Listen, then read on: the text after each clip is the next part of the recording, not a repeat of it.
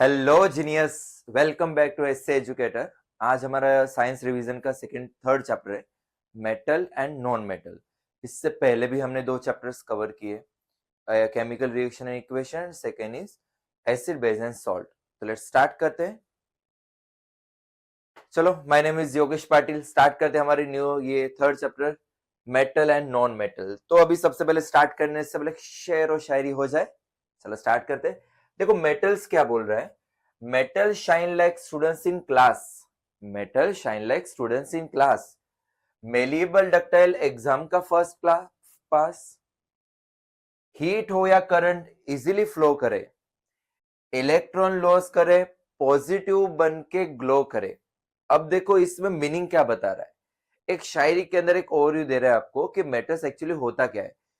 तो मेटल्स यानी क्या कि जो मेलिएबल होता है, डक्टाइल होता है, सेकेंड हीट को पास कर सकता है, करंट को पास कर सकता है, इलेक्ट्रॉन लॉस करता है, मींस इलेक्ट्रॉन पॉजिटिविटी नेचर उसका होता है, एंड पॉजिटिव बन के वो क्या करता है, ग्लो करता है। लॉजिक लगाओ, जितने भी मेटल्स होते हैं मोस्ट ऑफ, वो क्या होते हैं, shiny nature, they are lustrous.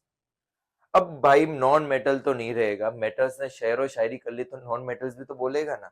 Non metals क्या बोल रहा है, non metals no shine but role है strong, non metal no shine but role है strong, brittle in nature, conductor में है रॉन्ग, इलेक्ट्रॉन गेन करे, नेगेटिव बने, लाइफ के बेसिक्स ऑक्सीजन जैसे सने। यानी ये क्या बता रहा है, भले मैं शाइन नहीं हूं बट कहीं ना कहीं मैं स्ट्रॉन्ग तो हूं, ब्रिटल इन नेचर हूं, कंडक्टर तो मैं कर ही नहीं पा रहा हूं, इलेक्ट्रॉन गेन कर रहा हूं, मेटल्स लूज कर रहा है तो ये गेन करेगा और नेगेटिविटी चार्ज बनाएगा। लाइफ के बेसिस जैसे हमें पता है कि ऑक्सीजन, ऑक्सीजन भी क्या है, one type of non metal, उसी से तो लाइफ है हमारी। क्लियर हो गया। चलो भाई देखते हैं अब इनकी फिजिकल प्रॉपर्टी। शेर और शायरी तो हो गई, अभी आते हैं मेन टॉपिक पे। कौन सा, फिजिकल प्रॉपर्टी। तो देखो फिजिकल स्टेट में लिखा क्या है, मोस्ट इंपॉर्टेंट बच्चों समझना इन प्रॉपर्टीज को। देखो मोस्ट ऑफ जो मेटल्स होते हैं they are solid in nature. तो नॉन मेटल्स कैसे होते हैं, सॉलिड, लिक्विड और गैसियस स्टेट में होते हैं। कुछ इसके एक्सेप्शन भी है, जैसे कि मेटल्स के अंदर जो लिक्विड फॉर्म में होगा वो हो गया मर्क्यूरी, नॉन मेटल्स में लिक्विड फॉर्म हो गया ब्रोमाइन। क्लियर। सेकेंड क्या है, हार्डनेस। अब जनरली जितने भी मेटल्स होते हैं they are hard in nature, और ये कैसे होते हैं, सॉफ्ट इन नेचर। बट यहाँ पे कुछ एक्सेप्शन है, जैसे अगर हम मेटल्स में बात करेंगे, सोडियम हो गया, पोटेशियम हो गया, अल्सो लिथियम, ये कैसे होते हैं, सॉफ्ट मेटल्स। तो भाई नॉन मेटल में से कोई एक्सेप्शन होगा ना, क्योंकि नॉन मेटल्स कैसे होते हैं, सॉफ्ट। बट डायमंड एक ऐसा नॉन मेटल का पार्ट है कि जो कैसा होता है, हार्ड इन नेचर। थर्ड इसकी फिजिकल प्रॉपर्टी है, दे आर मेलिएबल। मेलिएबल का सिंपल मीनिंग क्या होता है, जिसको हम शीट में कन्वर्ट कर सकते हैं। तो metals are malleable but non metals are non malleable. But इसके भी अंदर एक्सेप्शन क्या है कि मेटल्स में जो जिंक होता है ना, वो कैसा होता है, ब्रिटल इन नेचर होता है। क्लियर। डक्टाइल की अगर बात करेंगे तो metals are ductile, non metals are non ductile. अब लॉजिक लगाओ, मर्क्यूरी के अंदर कोई डक्टाइल प्रॉपर्टी शो हो सकती है, नहीं। क्लियर हो गया। बट इसमें आपको याद क्या रखना है पता है, कि मेटल में सबसे बेस्ट कौन होता है, gold. Why, because 1 gram gold को आप 2 किलोमीटर वायर में भी कन्वर्ट कर सकते हैं।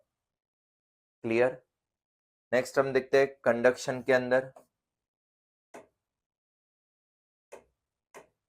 कि कंडक्शन का अगर बात करेंगे, they are good conductor of heat and electricity. तो नॉन मेटल्स कैसे होंगे, पुअर कंडक्टर्स। क्लियर हो गया। बट नॉन मेटल में एक्सेप्शन कौन है, ग्रेफाइट, कि जिसके पास फ्री इलेक्ट्रॉन्स होते हैं, और वही इलेक्ट्रॉन्स की वजह से ये क्या होता है, गुड कंडक्टर ऑफ इलेक्ट्रिसिटी। सबसे बेस्ट कौन सा होता है मेटल्स के अंदर कंडक्शन के लिए, तो ये आपको याद रखना है, सिल्वर इज अ गुड और best conductor of electricity in metal. Sonority की हम बात करेंगे तो दे आर सोनोरस।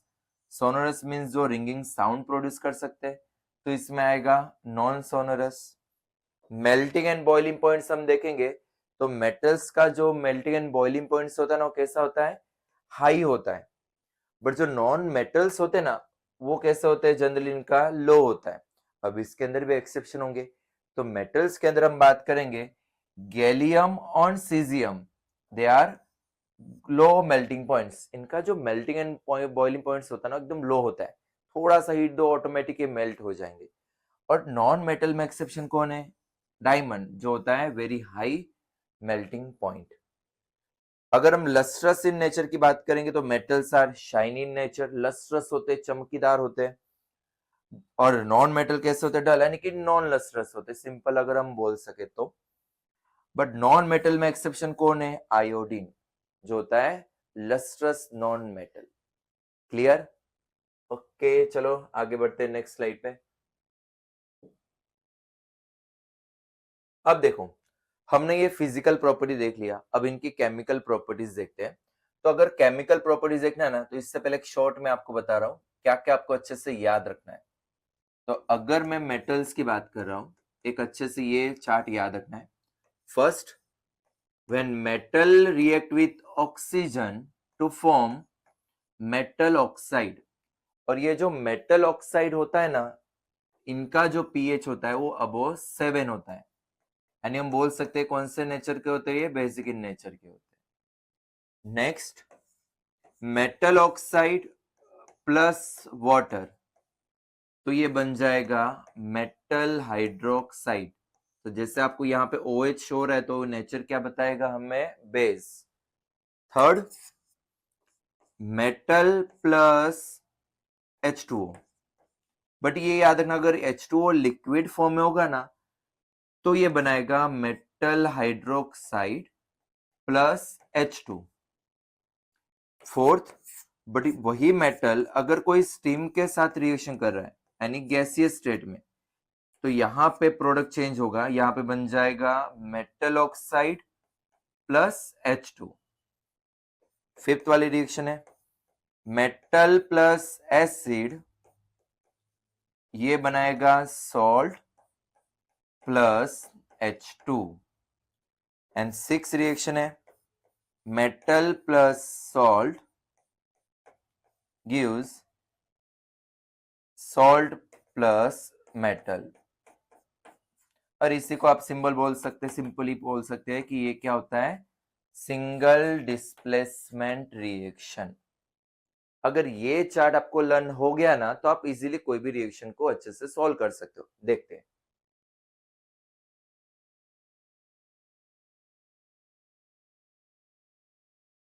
चलो, फर्स्ट मेटल हम देखेंगे।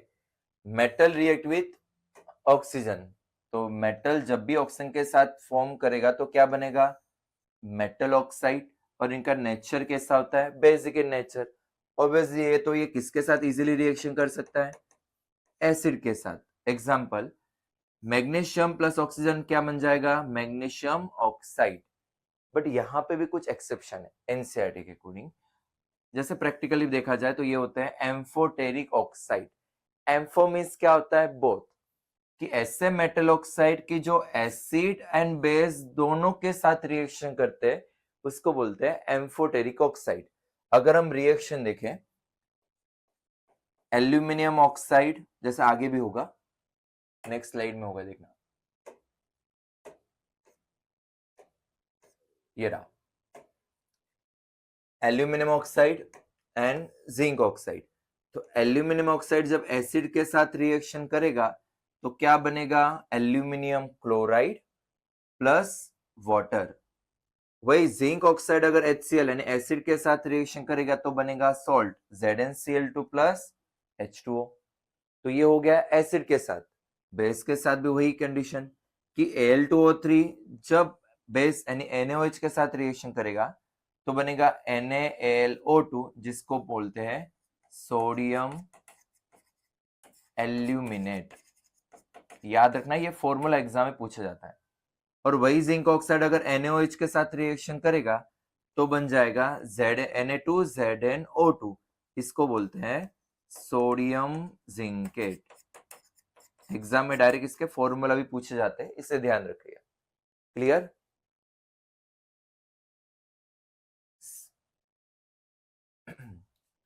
तो देखो यहाँ पे लिखा हुआ है कि वही मेटल ऑक्साइड अगर हम लोग बेसिक इन नेचर है तो इजीली किसके साथ रिएक्शन कर सकता है, वो एसिड के साथ। बट एक्सेप्शन मोस्ट टाइम पे याद रखना इसके बारे में, एग्जाम में डायरेक्टली क्वेश्चन भी आ सकता है, what is amphoteric oxide, right down the reaction. तो हमें लिखना है the metal oxide which react with both acid as well as base.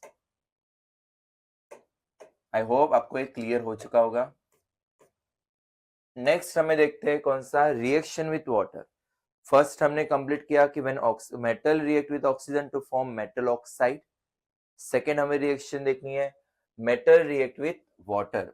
अभी देखो यहाँ पे कंडीशंस ध्यान रखनी है, क्या कि जो वाटर अभी हमने देखा था कि अगर ये H2O लिक्विड फॉर्म में होगा तो मेटल के साथ क्या रिएक्ट होगा, OH प्लस H2। बट वही H2O अगर गैसियस स्टेट में होगा तो बनेगा मेटल ऑक्साइड प्लस H2। ये ध्यान रखना आप। देखते हैं अब यहाँ पे भी वाटर के 3 पार्ट्स याद रखने हैं, कौन कौन से। फर्स्ट क्या लिखा हुआ है, हमें याद रखना है 3 टाइप्स के वाटर, एक होता है hot water, cold water and steam. तो देखते हैं पहला रिएक्शन विथ कोल्ड वाटर। तो कोल्ड वाटर के साथ ऐसे मेटल रिएक्ट करेंगे कि जो कोई भी अगर वाटर कांटेक्ट में आता है तो हाईली एक्सोथर्मिक रिएक्ट फॉर्म करते हैं। तो हम क्या मिस जनरली कहा जाता है कि ऐसे मेटल्स को हमें किसके साथ रिएक्शन करना है, कोल्ड वाटर के साथ। जैसे सोडियम पोटेशियम जो होता है वो एकदम हाईली एक्सोथर्मिक रिएक्ट करते हैं वाटर के साथ, तो इसलिए उनको किसके साथ रिएक्शन करते हैं, कोल्ड वाटर के साथ। तो यहाँ पे जो H2 होगा ना वो किसके फॉर्म में होगा, लिक्विड के फॉर्म में। क्या बनेगा, NaOH प्लस H2। बट यहाँ पे याद रखना है कि कोल्ड वाटर के साथ मैग्नीशियम आयरन रिएक्ट नहीं करते कोल्ड वाटर के साथ। हॉट वाटर की अगर हम बात करेंगे, द मॉडरेटली जो रिएक्टिव होते हैं वो इजीली इसके साथ रिएक्शन करते हैं। एग्जाम्पल कि जो मैग्नीशियम होता है ना वो H2 के साथ, बड़ो कौन से स्टेट में, हॉट वाले कंडीशन में, तो क्या बनेगा, मैग्नीशियम हाइड्रोक्साइड प्लस H2। यानी यहाँ पे जो मैग्नीशियम होता है रिएक्ट स्लोली करता है, आयरन और कॉपर इजीली यहाँ पे रिएक्ट नहीं करते हैं। और ये भी याद रखना है कि जब भी कैल्शियम और मैग्नीशियम जब भी ये वाटर के साथ भी रिएक्शन करते हैं ना, दे स्टार्ट फ्लोट, वो फ्लोटिंग करना स्टार्ट कर देते। क्यों, because of hydrogen gas, hydrogen gas के वजह से। क्लियर। और लास्ट हम देखते हैं रिएक्शन विद स्टीम। तो अभी हमने देखा कि कोई भी मेटल अगर H2 के स्टीम यानी गैसियस स्टेट में अगर रिएक्शन करेगा तो बनेगा मेटल ऑक्साइड प्लस H2। जैसे यहाँ पे एग्जांपल दिया हुआ है, आयरन प्लस H2 मींस कौन से स्टेट में है, गैसियस स्टेट में। तो क्या बना, Fe3O4 प्लस H2। बच्चे यहाँ पे गलती क्या करके आते, ये लिख के आते, बट याद रखना है यहाँ पे प्रोडक्ट क्या बनता है, Fe3O4। क्लियर। और यहाँ पे याद रखना है कि कौन से ऐसे मेटल है कि जो वाटर के साथ रिएक्ट करते ही नहीं। तो हमें याद रखना है कॉपर, सिल्वर एंड गोल्ड, ये इजीली वाटर के साथ रिएक्शन नहीं करते। ये चार्ट आपके लिए मोस्ट टाइम पे याद रखना है कि कोल्ड वाटर के साथ कौन रिएक्शन कर रहा है, sodium potassium calcium. Hot water के साथ कौन रिएक्ट कर रहा है, मैग्नीशियम। स्टीम के साथ कौन रिएक्ट कर रहा है, एल्यूमिनियम, जिंक और आयरन जो बनाते हैं मेटल ऑक्साइड। और कौन से मेटल है कि जो रिएक्ट करते ही नहीं है, तो याद रखना है copper, silver and gold. Logic लगाओ, अगर आप रिएक्टिविटी सीरीज देखोगे तो हाइड्रोजन के बाद क्या आता है, कॉपर, सिल्वर, गोल्ड। तो ऑब्वियसली ये हाइड्रोजन को डिस्प्लेस तो नहीं कर पाएंगे, इसलिए इसके साथ रिएक्शन नहीं करते। अभी भी चलो हमने देख लिया वाटर के साथ, सेकेंड हमने देख लिया ऑक्सीजन के साथ। थर्ड हमें क्या देखना है, रिएक्शन विथ एसिड। तो कोई भी मेटल अगर एसिड के साथ रिएक्शन करता है तो क्या बनेगा, सॉल्ट प्लस क्या रिलीज होगा, hydrogen gas. Example zinc plus HCl क्या बना, ZnCl2 प्लस क्या रिलीज करेगा, हाइड्रोजन। सेम वहां पे भी, बिकॉज देखो एसिड के अंदर क्या आने वाला है, हाइड्रोजन। तो हाइड्रोजन से जो अब वो इसके बाद वाले जो मेटल्स है वो उसके साथ तो रिएक्शन कर ही नहीं पाएंगे।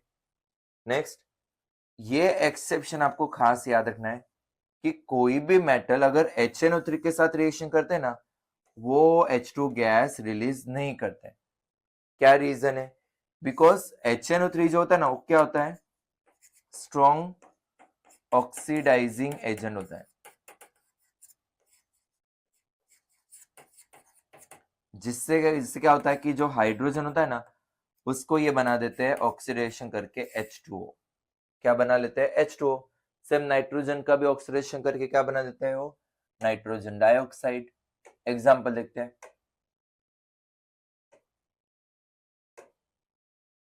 क्या है, देखो, जिंक प्लस HNO3, वो भी कैसा, कंसंट्रेटेड।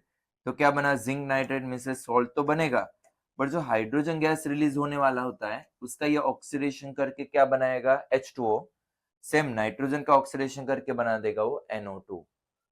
एक्सेप्शन भी याद रखना है इसमें, कौन से मेटल उसके साथ हाइड्रोजन गैस रिलीज कर सकते हैं। एग्जाम्पल है इसमें यहाँ मैग्नीशियम और मैंगनीज, कि जब ये HNO3 डाइल्यूट इन नेचर के साथ अगर रिएक्शन करते हैं तो बनता है मैग्नीशियम नाइट्रेट प्लस क्या रिलीज होगा, हाइड्रोजन गैस।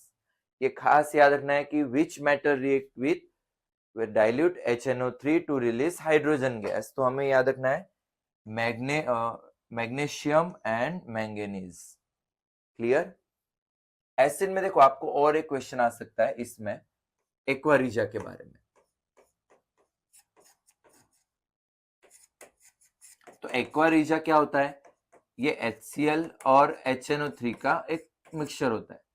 अब इसमें रेशो आपको याद रखना है, कैसे याद रखना है उसकी भी ट्रिक है। तो HCl में कितने लेटर आ रहे हैं, 3, इसका रेशियो होता है 3, इसका रेशियो कितना होता है, 1। तो 3:1 उसका रेशियो होता है एक्वा रीजिया का। It is also known as royal water, जिसका यूज होता है गोल्ड एंड प्लेटिनम को डिसोल्व करने के लिए। क्लियर? ये याद रखना है, मोस्ट इंपॉर्टेंट है, नोट डाउन करते जाना है। नेक्स्ट आता है लास्ट रिएक्शन, डिस्प्लेसमेंट रिएक्शन, कि कोई भी मेटल अगर सॉल्ट के साथ रिएक्शन करता है तो क्या बनता है, मेटल प्लस सॉल्ट। एग्जाम्पल देखो, आपने पढ़ा ही होगा, मेटल हम लेते हैं जिंक प्लस सॉल्ट हमने लिया CuSO4, तो क्या बना, अब जिंक जो होता है वो हाईली रिएक्टिव होता है एज कंपेयर टू कॉपर, तो ये डिस्प्लेस करके उसको बना देगा कॉपर प्लस ZnSO4। इसी को हम बोलते हैं सिंगल डिस्प्लेसमेंट रिएक्शन।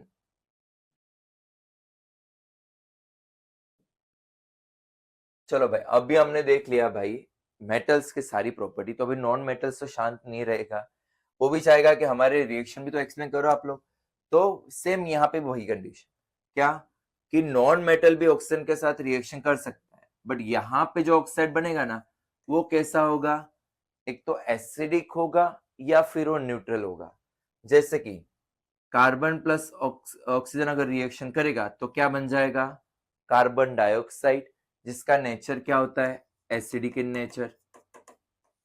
बट यहाँ पे एक्सेप्शन आपको क्या याद रखना है कि कार्बन मोनोऑक्साइड और नाइट्रोजन मोनोऑक्साइड ये ऐसे मोनोऑक्साइड है जिनका नेचर कैसा होता है, न्यूट्रल ऑक्साइड, यानी न्यूट्रल इन नेचर होता है। क्लियर? नेक्स्ट, वही ऑक्साइड अगर H2O के साथ रिएक्शन करता है तो क्या बनता है, एसिड, H2SO3। यहाँ पे भी सेम, ये हमें याद नहीं रखना है। नेक्स्ट, रिएक्शन विथ वाटर, तो नॉन मेटल जनरली वाटर के साथ रिएक्शन नहीं करते हैं, बट यहाँ पे भी क्लोरीन एक ऐसा नॉन मेटल है कि जो वाटर के साथ रिएक्शन कर सकता है, और कुछ नॉन मेटल ऐसे होते हैं कि एसिड के साथ रिएक्शन नहीं करते हैं। लॉजिक लगाओ, नॉन मेटल खुद एक एसिडिक नेचर बिहेवियर शो करता है, तो एसिड के साथ वो कैसे रिएक्शन कर सकता है। क्लियर? मीन्स वो सिंपल हम बोल सकते हैं किसके साथ रिएक्शन कर सकता है, बेस के साथ। एग्जांपल लेते हैं, जैसे मैंने लिया एक नॉन मेटल ऑक्साइड CO2, ये हमने बेस दिया CaOH ट्वाइस, ये क्या होता है बेसिक इन नेचर। तो जब भी रिएक्शन करेगा तो क्या बनेगा सॉल्ट CaCO3 और क्या रिलीज होगा H2O। यानी कि जो नॉन मेटल ऑक्साइड होता है वो एसिडिक बिहेवियर शो करता है, इसलिए वो किसके साथ रिएक्शन कर सकता है बेस के साथ।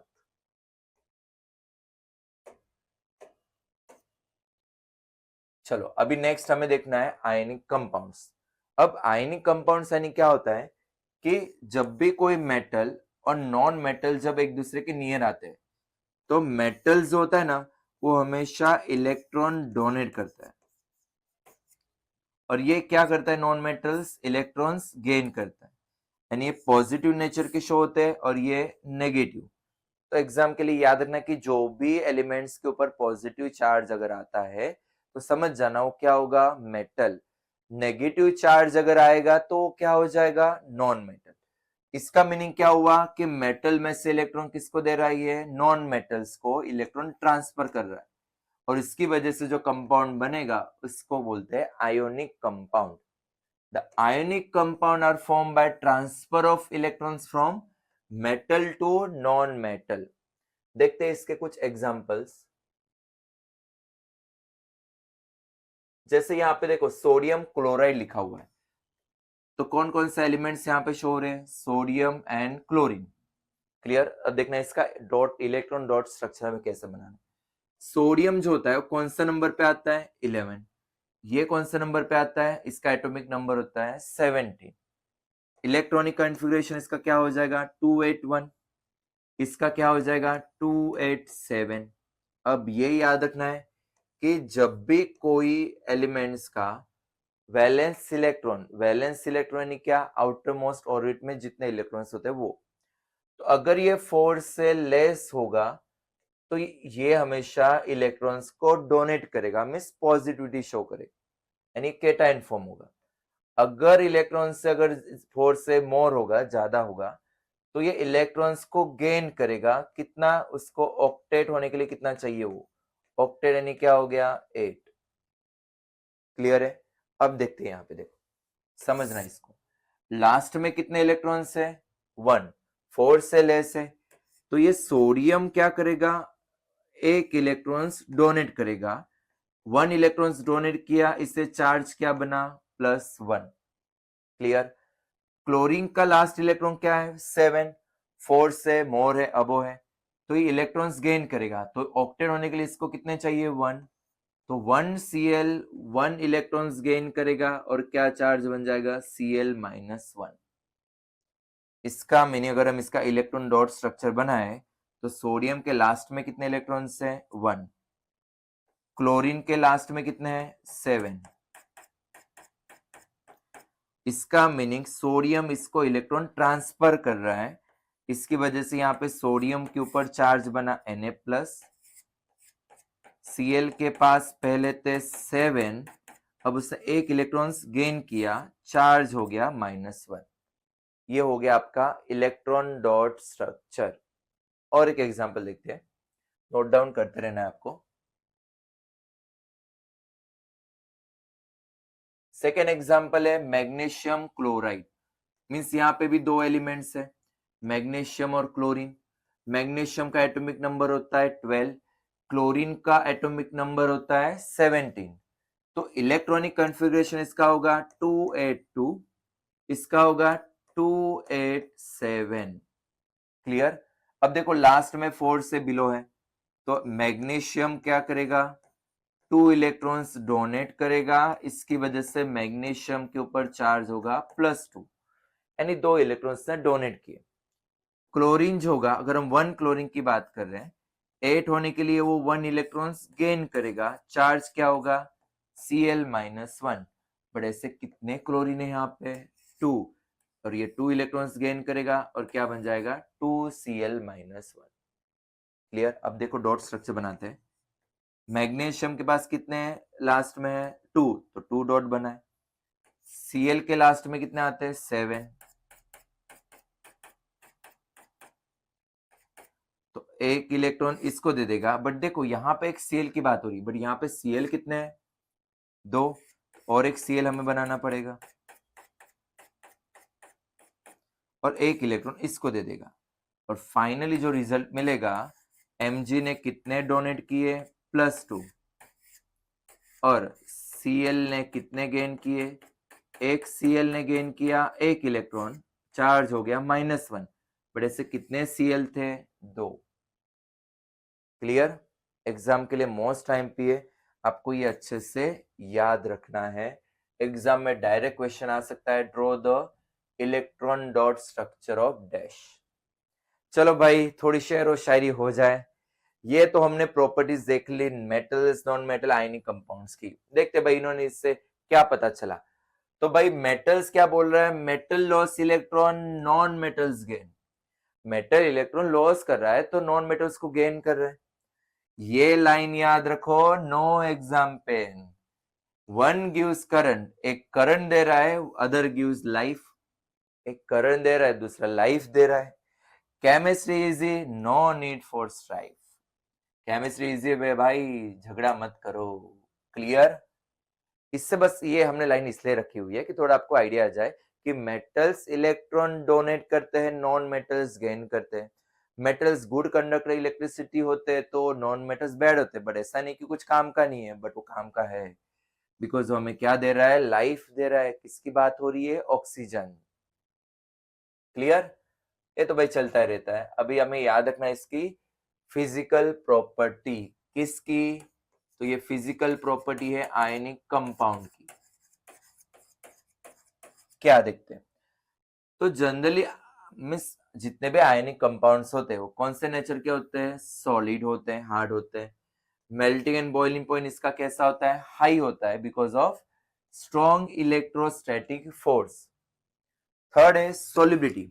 तो जितने भी मोस्ट ऑफ आयनिक कंपाउंड होते हैं they are soluble in water but insoluble in petrol and kerosene, जिसको हम बोलते हैं ऑर्गेनिक सॉल्वेंट। अगर कंडक्टिविटी की बात करेंगे तो it is a good conductor of electricity, but ये खास याद रखना है कौन से स्टेट में, मोल्टन स्टेट में। क्यों सॉलिड स्टेट में नहीं हो सकता है, बिकॉज सॉलिड में एकदम टाइटली पैक होते हैं, तो करंट पास करेंगे तो इजीली नहीं हो पाएगा। इस आयनिक कंपाउंड्स की हम बात करेंगे, यानी उसको वहां पे क्या नहीं मिल पाते हैं, फ्री आयंस, जिसकी वजह से इजीली करंट इलेक्ट्रिसिटी पास नहीं हो पाएगी। हार्डनेस की बारे में बात करेंगे तो हार्ड होते हैं, बट कैसे होते हैं, ब्रिटल होते हैं। नेचर हम बात करेंगे तो होते हैं नॉन वॉलेटाइल, और क्रिस्टल स्ट्रक्चर की बात करेंगे तो रेगुलर अरेंजमेंट होता है आयंस का। क्लियर? ये याद रखना है आपको, physical property of ionic compounds. चलो भाई अभी देखते भाई मोस्ट थोड़ा हम एक ओके, अकरेंस ऑफ मेटल। 100% आपको एग्जाम में इसमें से क्वेश्चन आएगा ही आएगा। हम थोड़ा स्पीड में भी जाएंगे क्योंकि रिवीजन है, आपको शॉर्ट टाइम के अंदर उसको हमें मैक्सिमम थियरी आपको समझानी भी है और आपको याद भी करवाना है। तो अकरेंस ऑफ मेटल में क्या होता है पता है, अर्थ की क्रस्ट में, समझना है फ्लो चार्ट को, अर्थ की क्रस्ट में समय क्या होता है, मिनरल्स होते हैं। मिनरल्स में से हम क्या लेते हैं, ओर्स लेते हैं। ओर्स यानी क्या होता है, एक ऐसा पार्ट कि जहां पे मेटल्स मिलने की पॉसिबिलिटी ज्यादा होती है, मेटल सबसे ज्यादा होती है। फिर ओर्स के अंदर ना कुछ अनवांटेड इंप्योरिटीज भी होती है जो हमारे लिए कुछ काम की नहीं है, उस इंप्योरिटीज को बोलते हैं गैंग पार्टिकल, गैंग। अब लॉजिक लगाओ, उस इंप्योरिटीज को तो मुझे उसमें से निकालना पड़ेगा तभी मुझे आगे प्योर मेटल मिल पाएगा, तो उस प्रोसेस को बोलते हैं कंसंट्रेट या फिर एनरिचमेंट ऑफ ओर्स। यानी क्या होता है कि जो भी मैंने ओर्स निकाला उसमें जो गैंग पार्टिकल्स होते हैं उसको मुझे रिमूव करना है, बाहर निकालना है, तो उस प्रोसेस को बोलते हैं एनरिचमेंट ऑफ ओर्स। चलो इसकी डेफिनेशंस देख लेते हैं।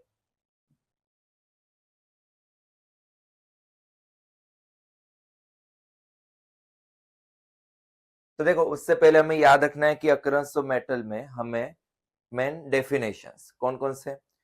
First of all minerals. Minerals यानी क्या होते हैं, द एलिमेंट्स और compound which are found in earth crust is known as minerals. और उसी मिनरल्स के अंदर कुछ ऐसे पार्ट्स होते हैं जिसमें मेटल्स मिलने की हाई पॉसिबिलिटी है, and this part is known as ores.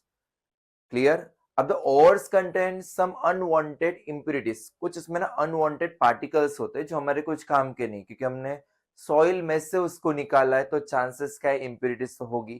तो उस पार्टिकल्स को हम बोलते हैं गैंग पार्टिकल्स, और उसमें से गैंग पार्टिकल्स को निकालना, उस प्रोसेस को बोलते हैं एनरिचमेंट या concentration of the ores. Clear हुआ? First minerals, then ores. Ores have unwanted impurities is known as gangue particles, means gangue हम बोल सकते हैं। Then the removing of gangue particles from the ores is known as enrichment of ores. Clear? अब यहाँ पे हमें series में याद रखना है क्या, कि ऐसा नहीं कि सारे मेटल्स हमें कंबाइन स्टेट में मिलते हैं। कंबाइन यानी क्या, कोई ना कोई नेगेटिव एलिमेंट के साथ उसका कंबाइन स्टेट होगा, बट कुछ ऐसे मेटल्स भी होते हैं they are free and state. For example gold, silver and platinum. Silver कुछ परसेंटेज में कंबाइन होता है, कुछ परसेंटेज में फ्री स्टेट में होता है, बट जो गोल्ड और प्लेटिनम होता है वो 100% क्या होते हैं, फ्री स्टेट में होते हैं। क्लियर? नेक्स्ट, कुछ ऐसे मेटल्स होते they are available in combined state. Example याद रखना है, मोस्ट टाइम पे। First of all, some metals are available in oxide in nature. Example bauxite, जिसको हम बोलते हैं एल्यूमिनियम ऑक्साइड डॉट 2H2O। दूसरे एग्जाम्पल कौन से, सल्फाइड्स, जो किसके फॉर्म में होगा, सल्फाइड ओर्स में। और एग्जाम्पल याद रखने आपको, cuprous sulphide and mercury sulphide, जिसको हम बोलते हैं सिनाबार। कुछ कार्बोनेट के फॉर्म होते हैं, जैसे कि कैलामाइन, जिसको हम बोलते हैं जिंक कार्बोनेट। कुछ हैलाइड्स फॉर्म में होते हैं, जिसको हम बोलते हैं सोडियम क्लोराइड। देखते हैं वन बाय वन इनके बारे में इंफॉर्मेशन। तो जितने भी हाई रिएक्टिव एलिमेंट्स होते हैं ना, कौन कौन से, potassium, sodium, calcium, magnesium, aluminium. उसके लिए आपको लर्न क्या करना है, पोसोकामा। पो means potassium, sodium, calcium, magnesium and last aluminium. Clear? तो इनके लिए कौन से मेथड होती है, उसमें से मेटल को एक्सट्रैक्ट करने के लिए is known as electrolysis. But याद रखना, इसमें कोई रिडक्शन करने की जरूरत होती नहीं, क्योंकि हम सीधा क्या कर रहे हैं, इलेक्ट्रोलाइसिस कर रहे हैं। हमें क्या मिल जाएगा, प्योर मेटल। एग्जाम्पल है extraction of sodium from the molten sodium chloride. अब देखो, इसको अच्छे से समझो, एक डायग्राम के थ्रू बता रहा हूं। जैसे यहाँ पे हमने एक इलेक्ट्रोलाइटिक वेसल बनाई, इसको हम थोड़ा जूम कर लेते हैं। ये मैंने इलेक्ट्रोलाइटिक वेसल बनाई, इसमें हमें दो इलेक्ट्रोड्स रखने हैं, one is positive, second is negative, और इसको हमें ज्वाइन करना है इलेक्ट्रिकल बैटरी के साथ। अब जो पॉजिटिव इलेक्ट्रोड्स होता है इसको हम बोलते हैं एनोड, और जो नेगेटिव इलेक्ट्रोड्स होते हैं इसको बोलते हैं कैथोड। अब यहाँ पे याद रखना है, हमने क्या लिया, मोल्टन स्टेट में हमने लिया है NaCl, क्योंकि हम अभी NaCl की बात कर रहे हैं। क्लियर है? तो when we are passing the electric current through the molten sodium chloride, they dissociate into the sodium Na plus and Cl minus, यानी आयंस में कन्वर्ट हो जाएंगे, Na plus Cl minus। अब लॉजिक लगाओ, Na जो होता है वो पॉजिटिव नेचर का होता है, तो उसका अट्रैक्शन कहाँ पे होगा, यहाँ पे, यानी ये जाएगा कैथोड के पास। Cl जो होता है नेगेटिव चार्ज होता है, तो ये जाएगा एनोड के पास।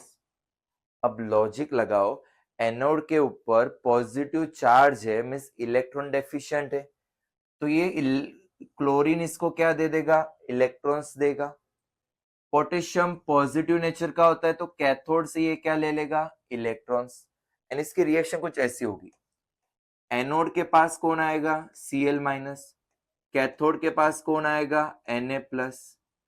अब Na प्लस को अगर न्यूट्रलाइज करना हो तो एक कैथोड से कितने इलेक्ट्रॉन्स लेगा, 1 इलेक्ट्रॉन्स, तब जाके फाइनली मुझे ये क्या मिल जाएगा, सोडियम।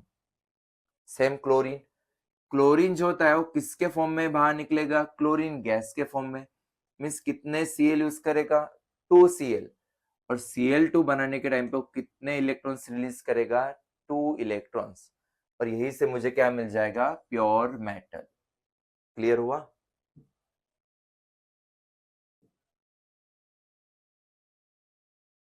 जैसे यहाँ पे देखो, आपको डायग्राम में दिख रहा है एनोड कैथोड लिया, तो एनोड कैथोड पे पता ही चल रहा है आपको कि मुझे जो कैथोड होगा उसमें से मिल जाएगा मुझे कौन सा? अभी देखो यहाँ पे इस डायग्राम पे समझो, पॉजिटिव नेचर में से एनोड होगा, ये क्या होगा? कैथोड होगा। मार्कर चेंज कर लेता है। तो यहाँ से जो कैथोड होगा ना, यहाँ पे समझो, थोड़ा डायग्राम में रोंगे कि जो क्लोरीन गैस है ना, मुझे कहाँ से मिलेगा? एनोड से मिलेगा। और ये जो कैथोड है वहां से मुझे क्या मिल जाएगा? मेटल। क्लियर हुआ? रिएक्शन आपको याद रखनी है अच्छे से। नेक्स्ट, मिडल वाले, जो भी मिडल वाले होते हैं, तो कौन कौन से मिडल वाले होते हैं? Zinc, iron, lead and copper, ये मिडल रिएक्टिविटी सीरीज में आते हैं। कॉपर जो होता है कुछ स्टेट में वो मिडल में आता है, कुछ परसेंटेज में वो लो में आता है। तो यहाँ पे याद रखना है कि जो भी यहाँ पे जो ओर्स होते हैं वो किसके फॉर्म में होते हैं?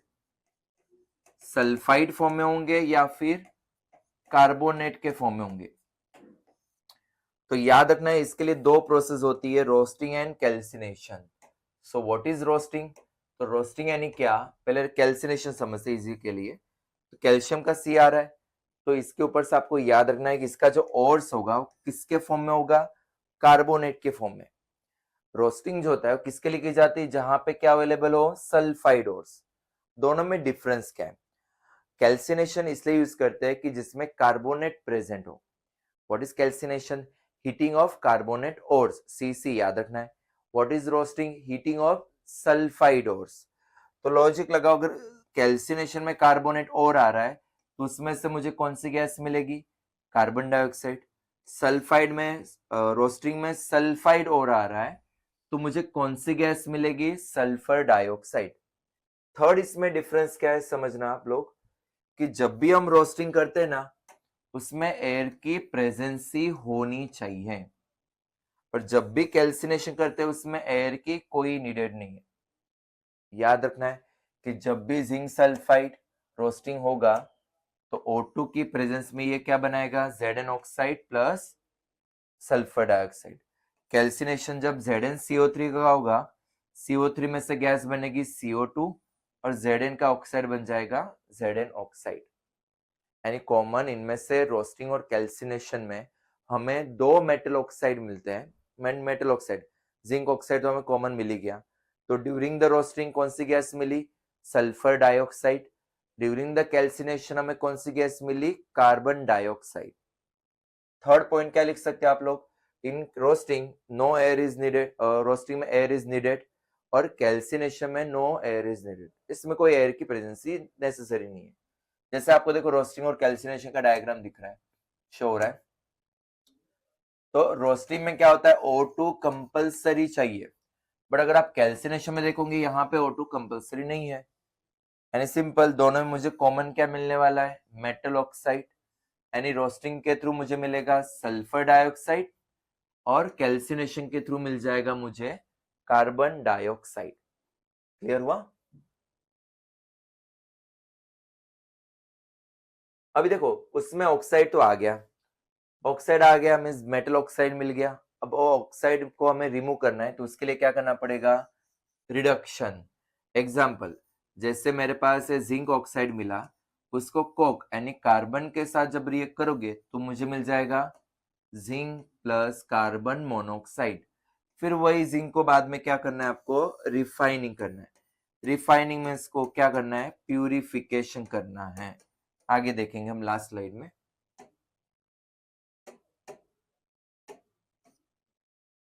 अभी इसी के अंदर एक टॉपिक एनसीईआरटी में का भी है, थर्माइट रिएक्शन क्या होती है?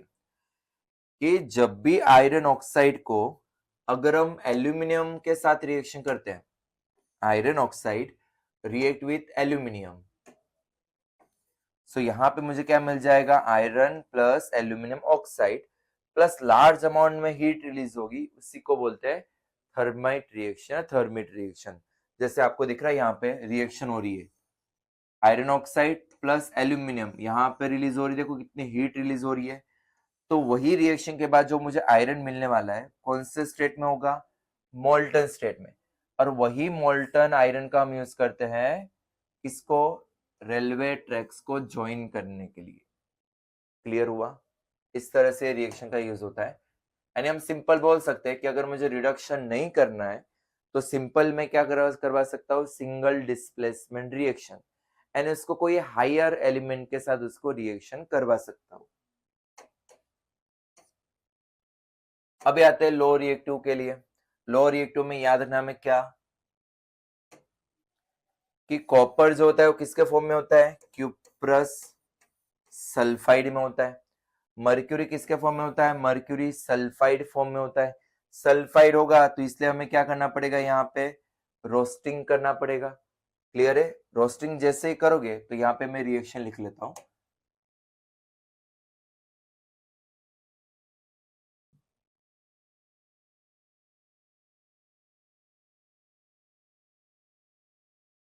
वन मिनट,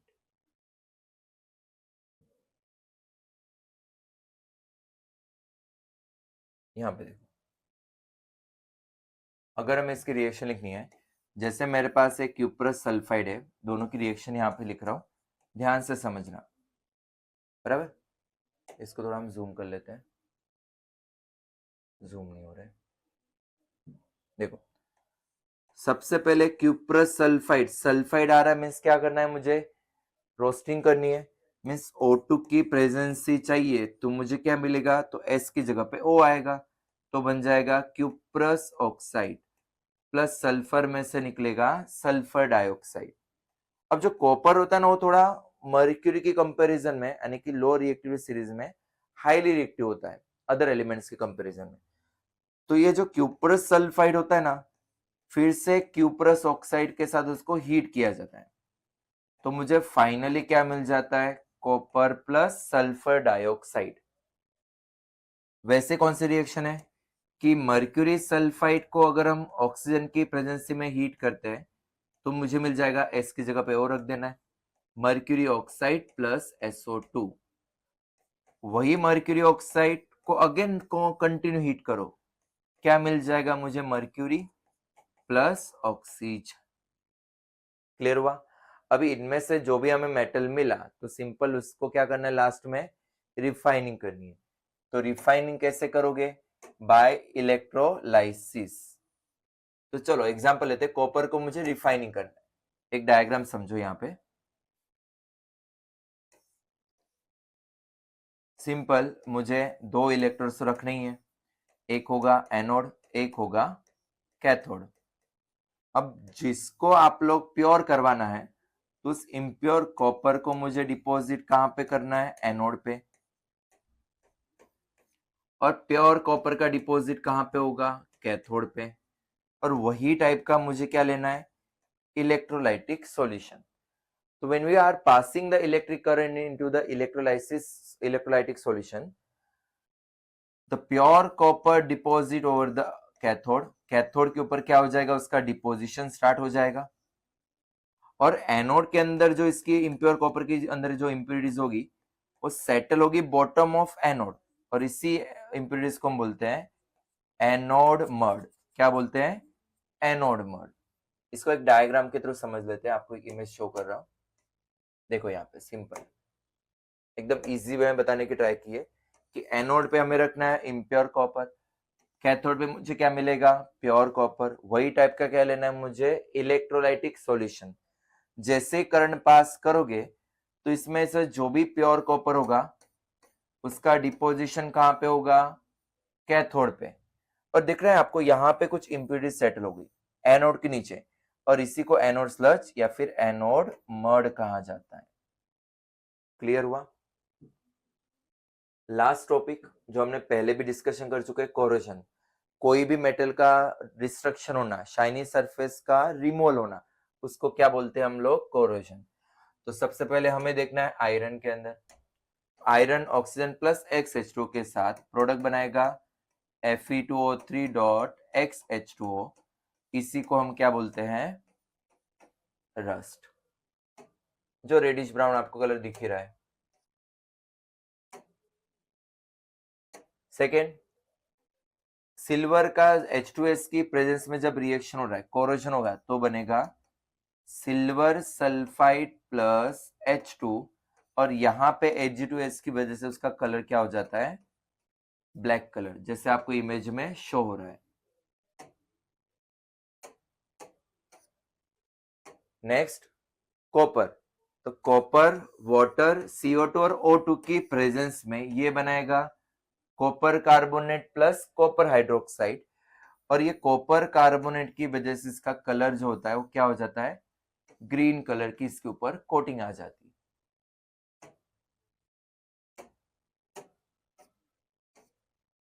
अब लास्ट में देखना है कि कैसे प्रिवेंशन कर सकते हैं। तो सबको पता है, हमने फर्स्ट चैप्टर में देख ही लिया था कि पेंटिंग कर सकते हैं, ग्रीजिंग कर सकते हैं, उसके ऊपर ऑयलिंग कर सकते हैं, गैल्वेनाइजेशन कर सकते हैं, means coating of zinc over the iron, या फिर इलेक्ट्रोप्लेटिंग कर सकते हैं, कोई भी इलेक्ट्रिसिटी पास करके उसके ऊपर अदर मेटल्स का कोटिंग करवा सकते हैं।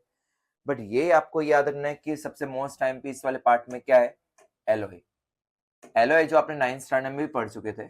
एलॉय वन टाइप ऑफ क्या होता है, होमोजीनियस मिक्सचर होता है, कि जो मेटल एंड नॉन मेटल या मेटल्स के मिक्सचर होता है, जिसके थ्रू उसका जो मेल्टिंग पॉइंट है वो लो हो जाता है, तो कोरोजन इजीली नहीं हो पाएगा। एग्जांपल जैसे यहाँ पे दिया हुआ है, स्टेनलेस स्टील किसका मिक्सचर होता है, iron, nickel plus chromium.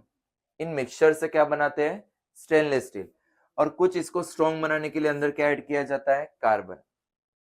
Brass जो होता है ना, वो किसका मिक्सचर होता है, कॉपर प्लस जिंक। अमालगम, देखो पीछे एम दिख रहा है, एम पर से याद रखना है इसके अंदर क्या होता है, मर्क्यूरी। उसको और मेटल के साथ मिक्सचर करना है तो मैं जिंक सिल्वर भी ऐड कर सकते हैं। ब्रॉन्ज जो होता है, इसमें मिक्सचर होता है कॉपर प्लस टिन, और सोल्डर के अंदर मिक्सचर होता है लीड प्लस टिन। ये आपको याद रखना है। फिर से रिपीट करते हैं, स्टेनलेस स्टील किसका मिक्सचर होता है, आयरन, निकल, क्रोमियम। सेकेंड हमें याद रखना है, ब्रास किसका मिक्सचर होता है, कॉपर प्लस जिंक। थर्ड हमें याद रखना है, अमालगम, पीछे एम आ रहा है लास्ट लेटर, एम पर से याद रखना है मर्क्यूरी, और उसके अंदर सिल्वर जिंक भी ऐड कर सकते हैं। फोर्थ आता है bronze, mixture of copper plus tin, बराबर। ब्रास होता है कॉपर प्लस जिंक, और ब्रॉन्ज होता है कॉपर प्लस टीन, और लास्ट में आता है सोल्डर, जिसमें आता है लीड प्लस टीन, जिसका मिक्सचर से क्या बनता है, सोल्डर। सोल्डरिंग जो करते हैं ना, उसके लिए आपको इमेज से क्लियर हो गया। आई होप ये चैप्टर आपको क्लियर हो चुका होगा। ट्राई करना इसको अच्छे से अटेम्प्ट करने की, नोट्स बनाने की, और वन शॉट रिवीजन करने की। ये आपको एग्जाम में काफी हेल्पफुल करेगा, और इसका वेटेज केमिस्ट्री के अंदर इस चैप्टर का सबसे ज्यादा है। क्लियर? थैंक यू, जय हिंद।